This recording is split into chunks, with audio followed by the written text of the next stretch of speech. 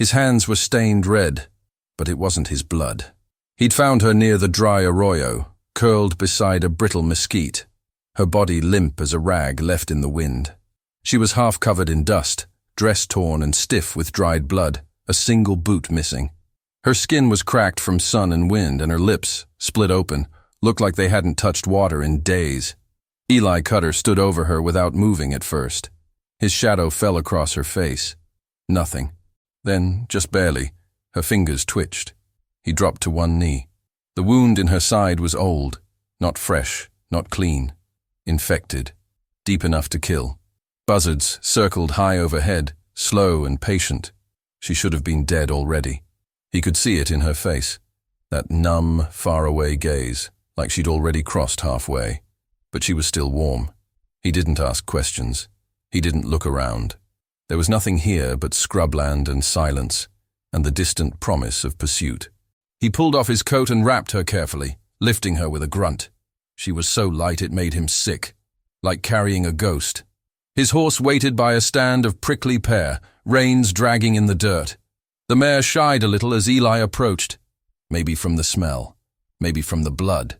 He swung up into the saddle and cradled the girl in his left arm, wrapping the coat tighter around her. She coughed once, a bubbling, wet sound. "Stay with me," he muttered. "Don't you quit." He turned the horse west, then north, not toward the trails, but away from them. The cavalry patrol would have seen dust by now. They'd find the bodies, 3 of their own, shot and stripped, their rifles gone. One of them bled out slowly. Eli had heard him gurgling in the sand as he rode off. They'd come hard for him. Faster if they knew about the girl. She didn't speak, didn't move, just coughed once more, blood leaking from the corner of her mouth. Her eyes opened briefly, unfocused. He adjusted the coat so it shielded her from the setting sun. The canyon ahead narrowed, the way he remembered it, a place only the old tribes used to cross through, before the forts came. A hidden trail between red rock cliffs that curved like bent spines. Dust lifted behind them. The wind shifted. He could smell dry sage and burned powder. He pressed his hand against her chest. Not hard, just enough to feel the breath.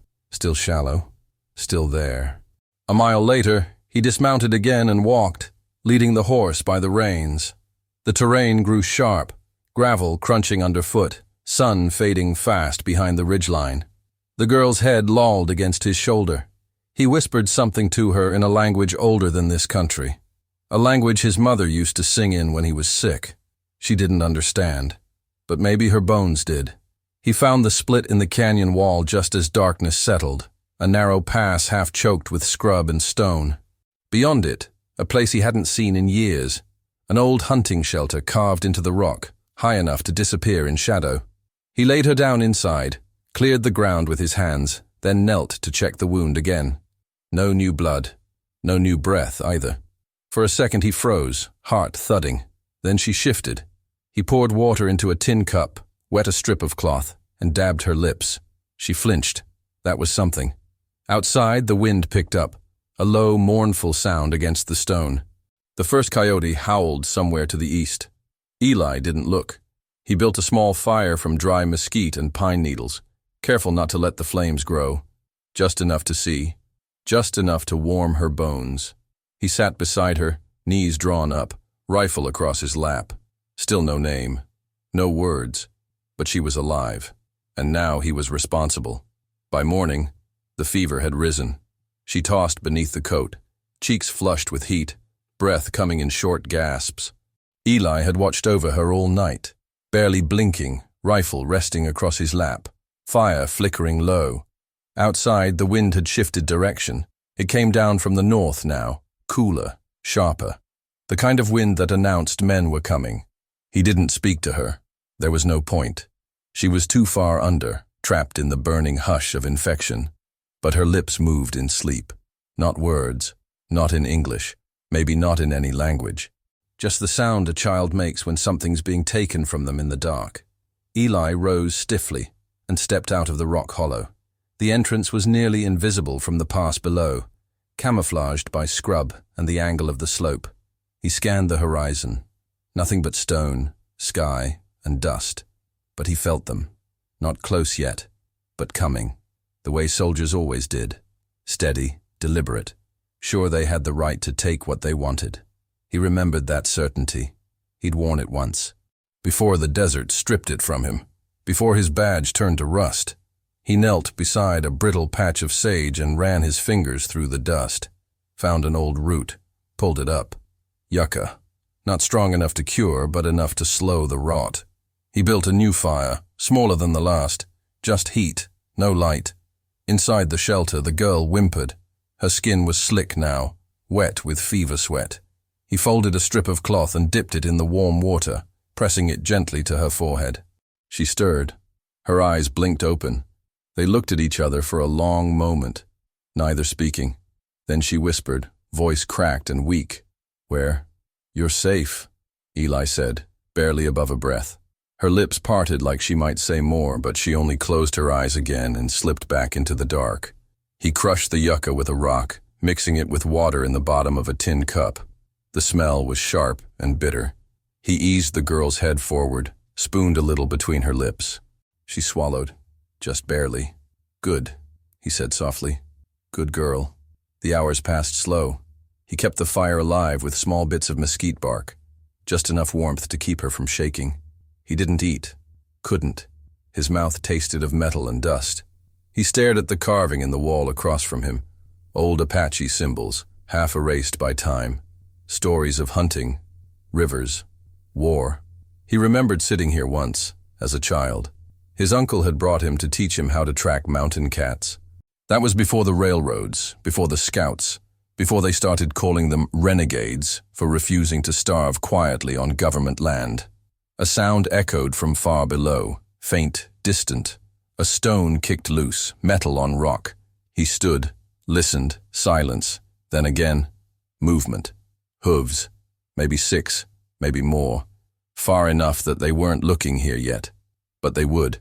He returned to the girl's side.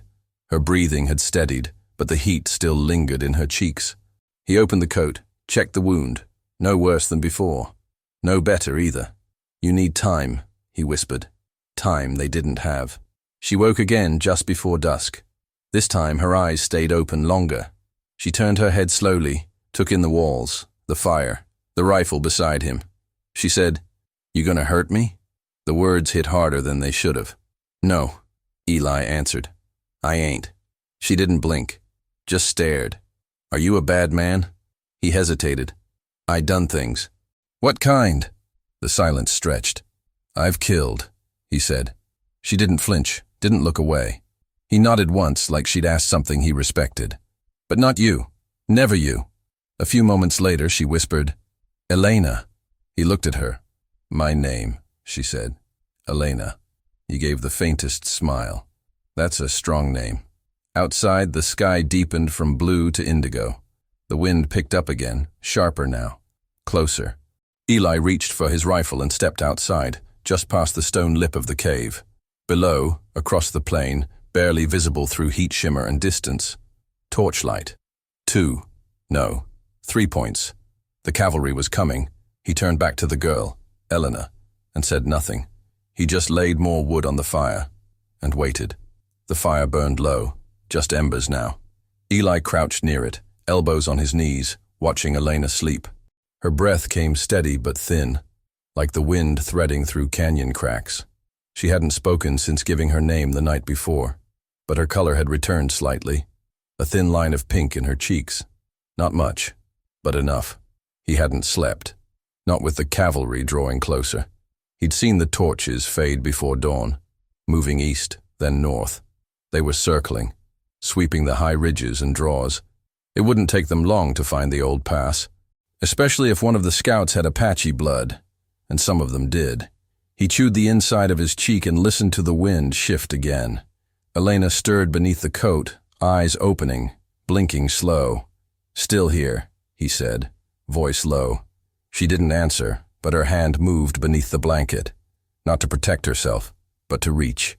He understood the difference. She touched the edge of his coat, then let go. "What's your name?" she asked after a moment. He looked away. "Don't much use it these days." "Why not?" He gave a dry laugh. One breath, no humor. Some names get you hunted. She studied him. But you saved me. He didn't respond. He reached into the saddlebag beside him and pulled out a bit of jerky, tore it into smaller pieces, handed one to her. She took it carefully, sniffed it like a coyote might, then chewed slowly. It was the first real food she'd eaten in days. Afterward, she leaned back against the stone wall, her face turned to the faint warmth of the embers. "My mother called me Nadlihi sometimes," she said. Eli looked at her. She said it meant someone between things, between boy and girl, between spirit and body. She said it was sacred. He nodded slowly. "It is." "She's gone," Elena added. Not loud, not soft, just flat. He didn't ask how. The land was full of graves with no markers. Instead, he reached for a piece of cedar and pulled his knife from his belt. He carved slow, letting the blade do most of the work. It was a habit now, something to quiet the nerves. He shaped a figure, rough and small, no details, just a shape, human, or close to it. He handed it to her. She turned it over in her hands. "Is it me?" "It's whoever you want it to be." She nodded. The wind howled down the canyon. Eli stood, stepped outside, scanned the distant ridgelines. No smoke, no torches, but the stillness worried him more. They were watching. Somewhere. He'd seen their kind before. Officers with polished brass buttons and empty eyes, always telling themselves they were doing God's work, always with a reason why they couldn't leave things alone. He returned to the shelter. Elena was already asleep again, the carving clutched in her hand. He sat beside her, leaned back against the stone, and finally let his eyes close. He dreamed of water, of standing knee-deep in a river, years ago, holding a fish in his hands while his sister laughed on the bank.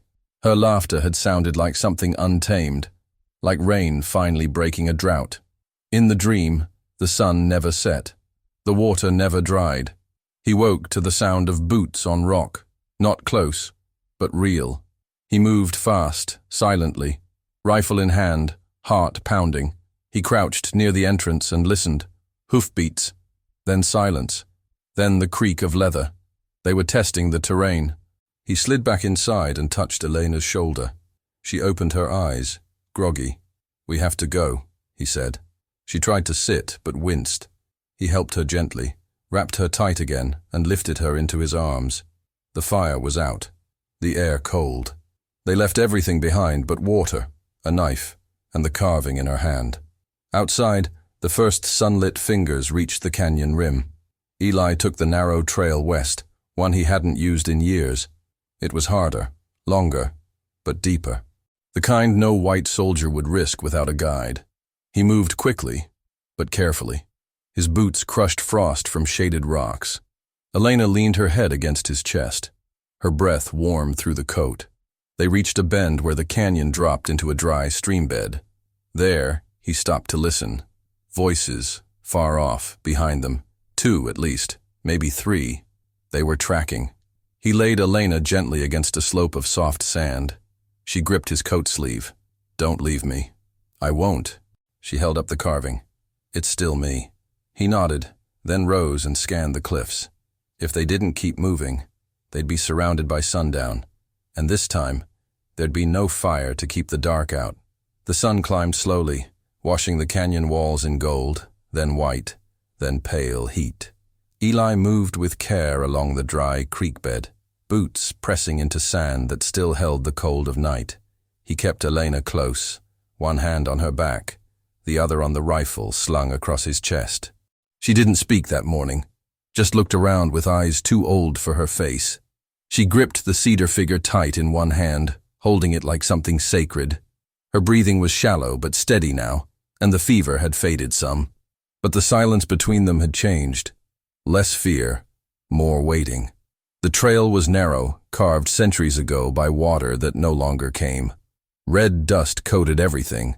Dead roots jutted from the canyon wall like gnarled ribs. Up above, the sky stretched clear and high, no cloud to hide behind, no bird in sight. By midday, they found an overhang, the kind that caught shade just long enough to matter. Eli helped her down, let her lean back against the stone. She winced, but said nothing. He gave her water, tearing a strip of jerky into pieces again. She ate in slow bites. He scanned the terrain with the calm of someone who'd lived too long under a target. The path they'd taken was winding, full of blind turns and narrow bottlenecks, good for losing pursuers, bad for running. Elena's voice broke the silence. "How many are there?" Eli didn't answer right away. He sat beside her, running his thumb over the stock of the rifle. "Too many," he said finally. 6, maybe. 8. More if they called for a column. "Why?" he sighed. "Because I shot 3 of theirs." She turned her head toward him. "Because of me?" He hesitated. "They would have taken you," he said, "and they wouldn't have been kind." She didn't ask anything else. A few minutes later, she handed him the cedar figure. "You keep it now." He looked at her. "Why?" "Because you're the one being hunted." He didn't smile, but something flickered in his eyes. He tucked the carving into his coat and stood. The wind had shifted again, no longer coming from the north but from behind them, bringing scent and sound. Boots, iron, sweat, smoke. They were close. Eli lifted her carefully, wrapping her back into the coat. He didn't ask if she could walk. He knew the answer. Her legs were too thin, her strength still folded deep inside her.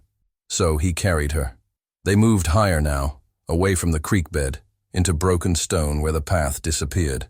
Each step took effort, not from the weight, from the knowing, that every turn might end in a bullet, that every breath could be heard. By late afternoon, they reached the edge of a plateau. Below, the land opened wide, scrub fields, distant ridges, nothing but raw space. If they could cross that, they might vanish, might reach old mescalero routes that even the cavalry wouldn't follow. But they'd never make it before night. He set her down in the shadow of a boulder. Her lips were pale again. She blinked, slow, tired. "I'll make a circle. Check ahead," he said. She reached for his sleeve again. Her fingers were cold. "I'll come back," he said. She let go. He moved with care, low to the ground, rifle ready. The path ahead bent sharply, then dipped. As he crept forward, he saw what he feared. Fresh tracks. Deep, organized. Horses. At least 5. Less than an hour old. They were trying to box him in. He turned back fast, retracing each step exactly, brushing them as he went.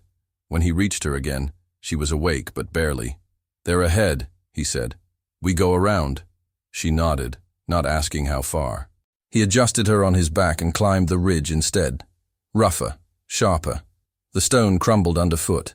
His boots slipped more than once, but he didn't fall. The sky burned gold now, streaked with ash from a fire far off.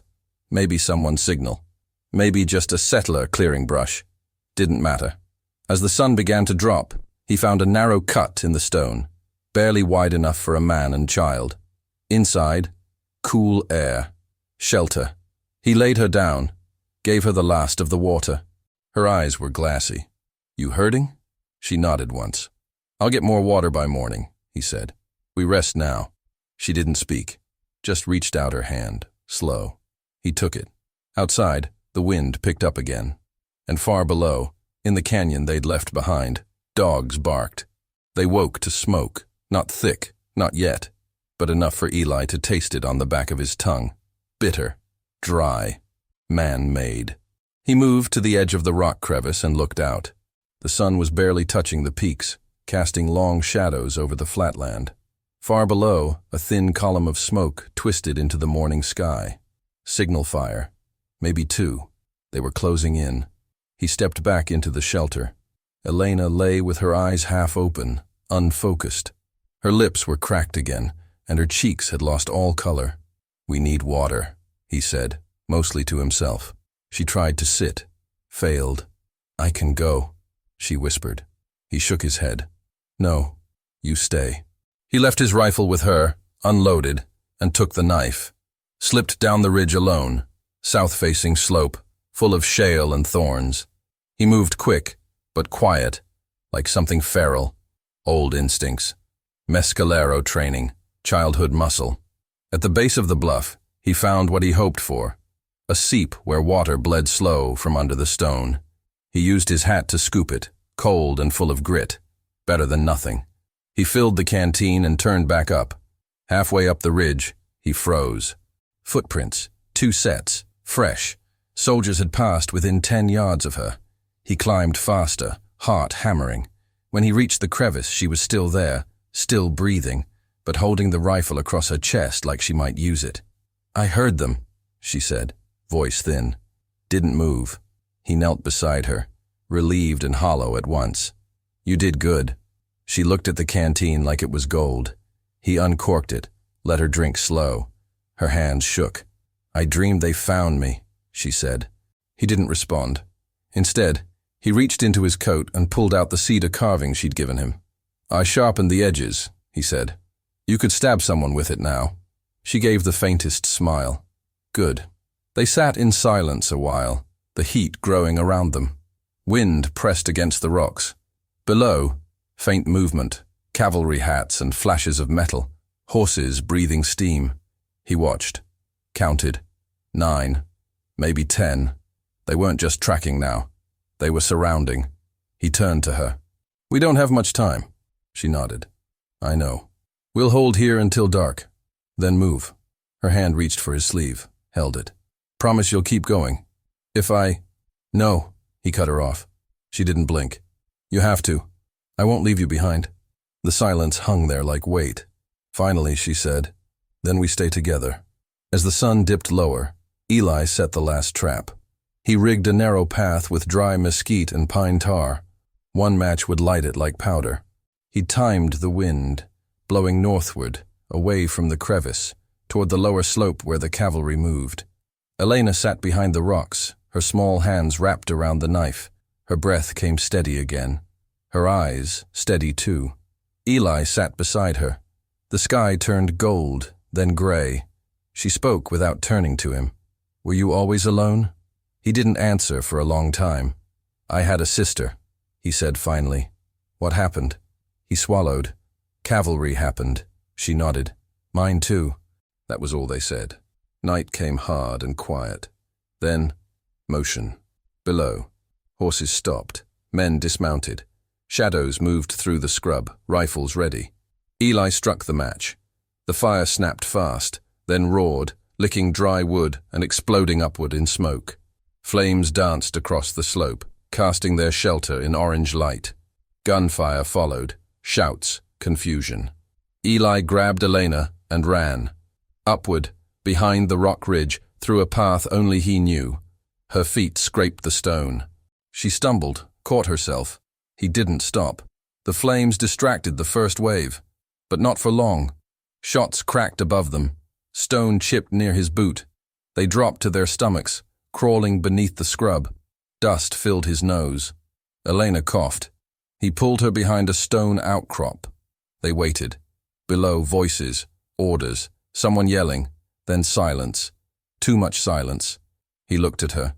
She looked back. "Now," he whispered. They moved again, higher this time. Toward the ledge he remembered, the one that curved around the canyon lip like a natural shelf. If they could make it there, they'd be out of sight. Maybe safe. For a night, maybe more. By the time they reached it, Elena was barely upright. Eli lifted her, carried her the last 10 yards. At the ledge, he laid her down and crouched beside her, chest heaving. Far below, the fire still burned. The soldiers didn't shout anymore, but they would, soon. They waited through the night with the fire behind them and the canyon wide open below. Eli didn't sleep.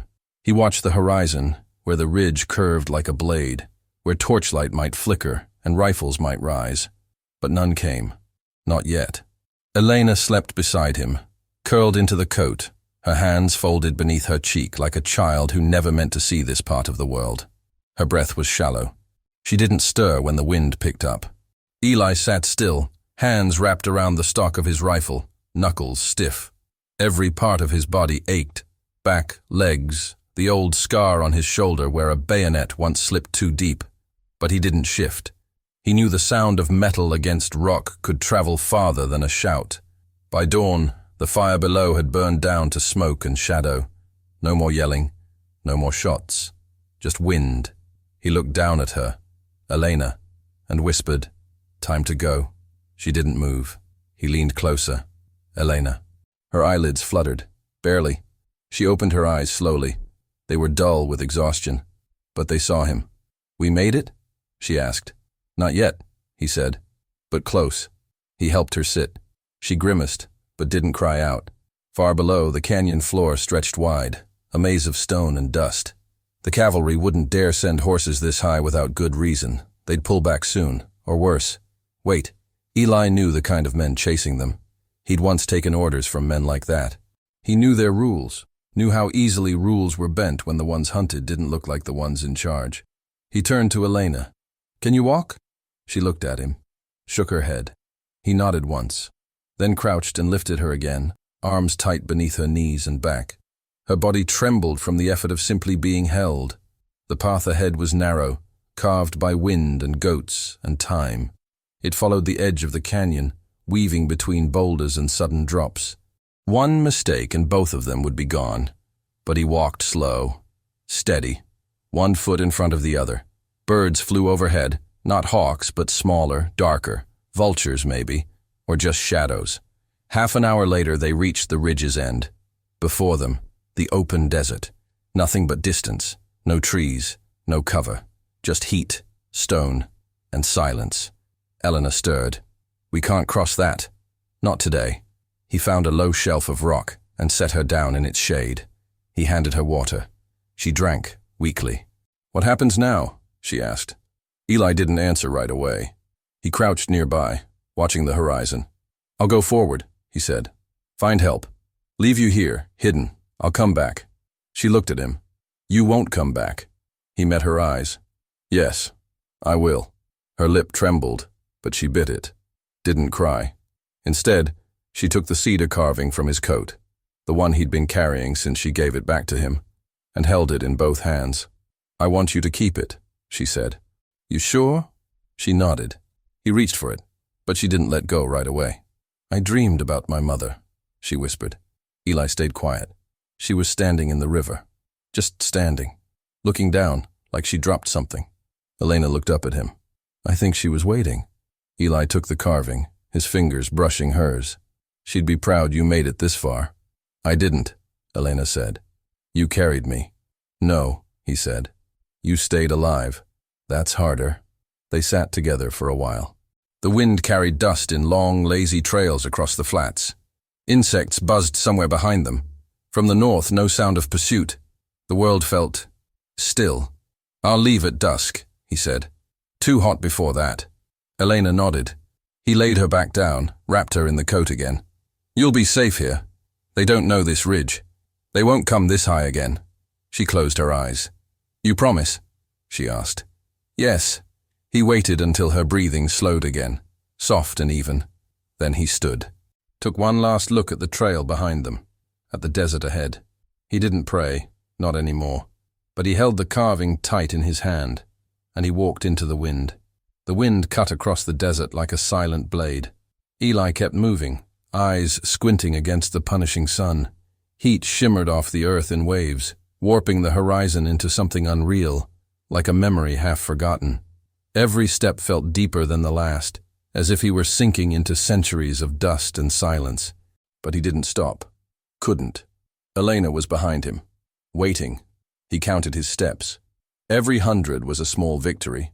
By 200, the thoughts started to weigh heavier than his boots. The echo of soldiers' boots in dry dirt. The smell of gunpowder still clinging to memory. Elena's voice, soft but sharp. "You'll come back." He wanted to believe her. From the crest of a low hill, he paused. Sweat traced paths through the dust on his face. He scanned the flat, merciless land ahead. There, something. A structure half buried in the sand. Could be an outpost, could be worse. But it was something, and something was better than nothing. He descended carefully, every loose rock a hazard, every shadow a question. As he neared, the shape solidified. Concrete walls weathered by years, surrounded by dead brush and cacti. The gate, a rusted sheet of iron, stood slightly ajar. No signs of life, no signs of death. Just the kind of silence that came with places time forgot. He stepped inside. Cooler, darker, a momentary mercy. The main room was small, thick with dust and decay, but in the far corner something glinted. A radio. Old, but intact. Eli moved toward it, brushed the surface clean, turned the dials. Static hissed to life. Nothing. He adjusted again. A voice. "Southern Post, come in. We've got movement on the eastern ridge. Repeat, movement east." Eli froze, then leaned in, pressed the transmitter. "This is a civilian. 2 of us, 1 injured. We need help." Silence. More static. Then another voice. Clearer. Closer. "Identify." "Eli Navarro, former 2nd Division. We're moving north through the canyon. My companion can't walk." Another long pause. Finally. "Coordinates?" He looked outside, judged the sun's position, pulled from memory the terrain they'd crossed, then gave his best estimate. "We'll dispatch a unit," came the reply. "ETA. 6 hours. Can you hold?" Eli closed his eyes for a moment. The weight of that question pressed down. Yes. He cut the transmission, turned back. The wind had shifted.